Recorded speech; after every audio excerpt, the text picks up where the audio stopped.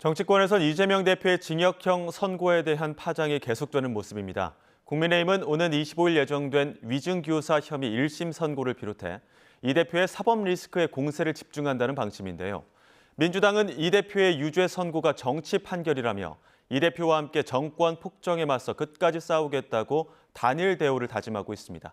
국회 취재기자 연결합니다. 박정현 기자, 이 대표 유죄 선고 뒤에 정치권 후폭풍 내용 전해주시죠. 네, 여당 내에선 이 대표의 이번 선고를 고리로 대야투쟁 수위를 한층 끌어올리며 그간의 수세 국면을 전환하겠다는 강한 의지가 엿보입니다. 특히 오는 25일 1심 선고가 예정된 이 대표의 위증교사 혐의 재판의 경우 형량이 더 무거울 가능성도 크다고 보고 총공세를 쏟는 모양새입니다. 한동훈 대표도 오전 SNS에 글을 올려 재작년 민주당이 했던 검수 완박대로면 이 대표의 위증교사 혐의에 대한 검찰 수사가 불가능했다고 주장했습니다. 이 같은 사태를 예견한 건 아니겠지만 그런 게 민주당 검수완박 의도였을 거라며 자신이 법무부 장관 시절 추진한 검수 원복 시행령 덕분에 수사가 가능했다는 점을 강조했습니다. 한 대표는 주말 내내 SNS에 이 대표의 위증교사 재판 관련 글을 여러 개 올리며 날을 세우고 있습니다.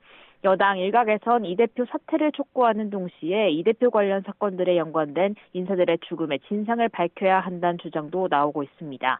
강승규 의원은 당 차원에서 이재명 즉각사퇴 촉구위원회와 이재명 관련 의문사 진상규명위원회를 출범해야 한다고 제안했습니다.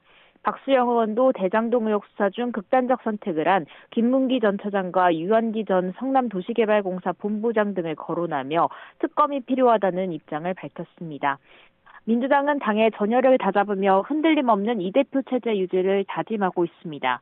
이 대표의 유죄 판결을 정적 죽이기 정치 판결로 규정하는 등 이 대표 엄호에도 공을 들이는 모습인데요. 강유정 원내대변인은 논평에서 윤석열 정부가 이 대표의 정치적 생명을 끊으려 한다며 윤 대통령은 육성 녹취가 나와도 기억 못하면 무죄고 이 대표는 야당 대표라 기억에도 죄를 묻느냐고 따졌습니다.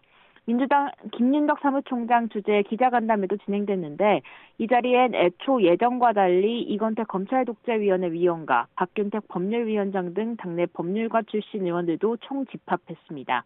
김 총장은 이 대표에 대한 검찰의 악의적 수사와 기소에 대해 재판부가 제대로 이해하지 못한 채 판결이 이뤄진 것 같다며 향후 진실을 알리는 데 총력을 기울이겠다고 밝혔습니다.